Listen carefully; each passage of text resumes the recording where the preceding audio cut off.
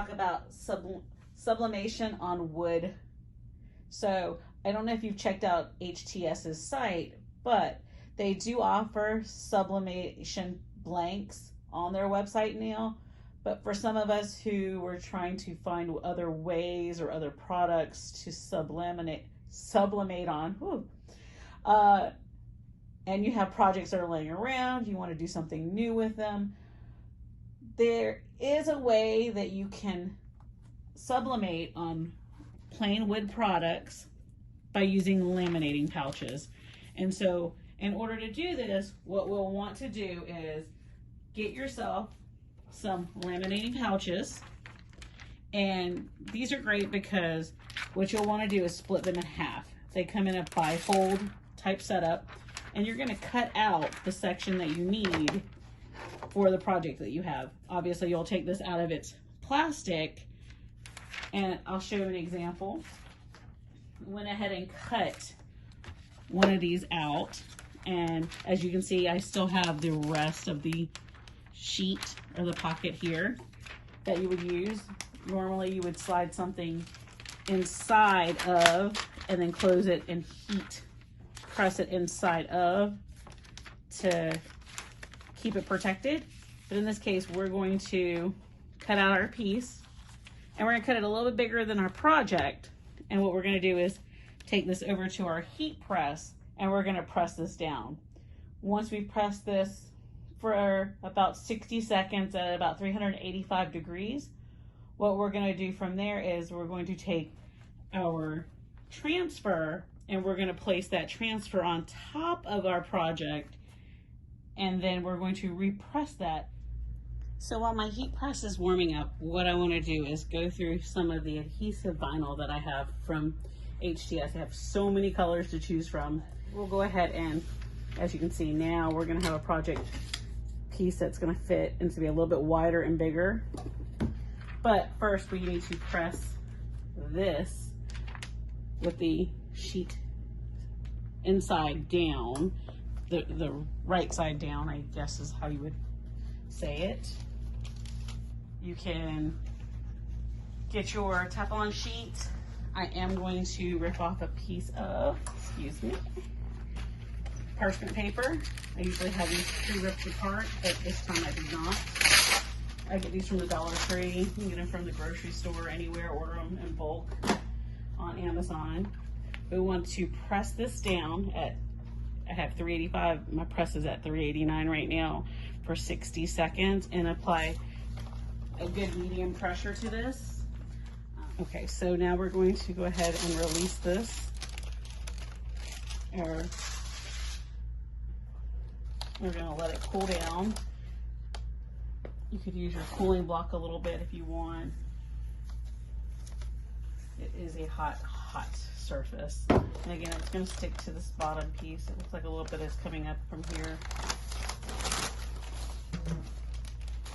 But it's also very warm to the touch. So you wanna make sure that pressure is getting evenly applied to this piece.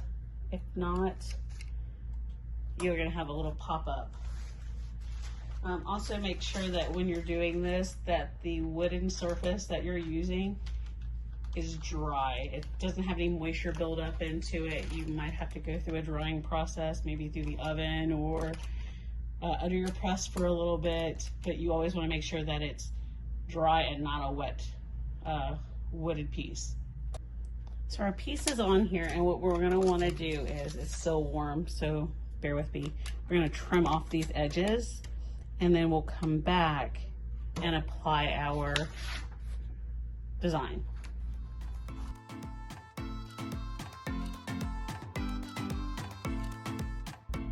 Okay, so now that we have our surface ready, and I cut out the center, I'm just using a piece of basically craft paper. That way, in case the design bleeds, it can bleed the other way. Now, you may want to tape this down. I'm just going to go with hoping that it doesn't move, and we're going to see what happens. I want to make sure my edges are good. Everything is sitting where it should be sitting. I'm going to place this piece of parchment on top, And I'm going to use my Teflon sheet to go above this. So we're hoping that nothing moves, everything stays in its place, and the transfer process will do fine. I am going to increase my temperature and we'll give it a couple of minutes. Shouldn't take that long to get to about 395. Find it anywhere from 385 to 400. I'm doing good. But I don't think we need to go so high on this plastic. We don't want it to melt too much. 400 may be pushing the envelope. We're gonna see if the ink has now transferred over to the laminate pouch. So this is hot again, so you wanna be careful. You can see some colors. Ooh, that is warm. So again, don't want to do too much. Just wanna see if it transferred over to the wood. We're gonna peel this back. I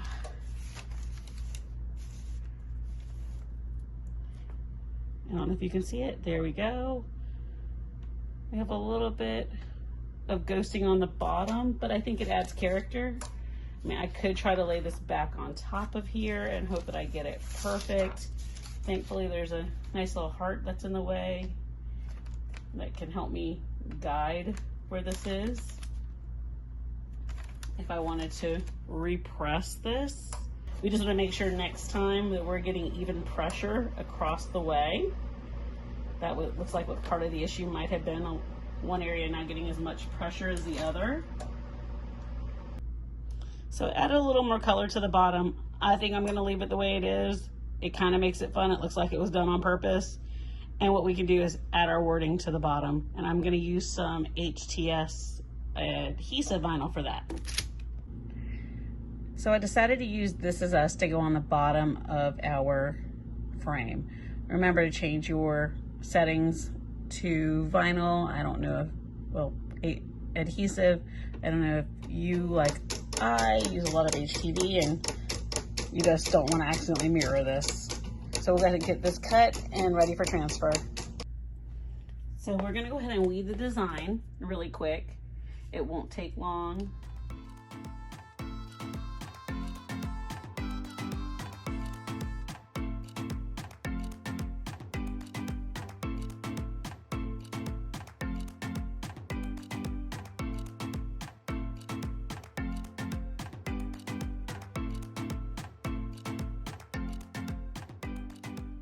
Here's our design. It came out great. So you can use the sublimation on wood, and after you've used the laminate sheets, it makes it really easy for the HTS adhesive to go on smoothly. For 300 more craft tutorials, please subscribe to our YouTube channel and remember to hit that bell.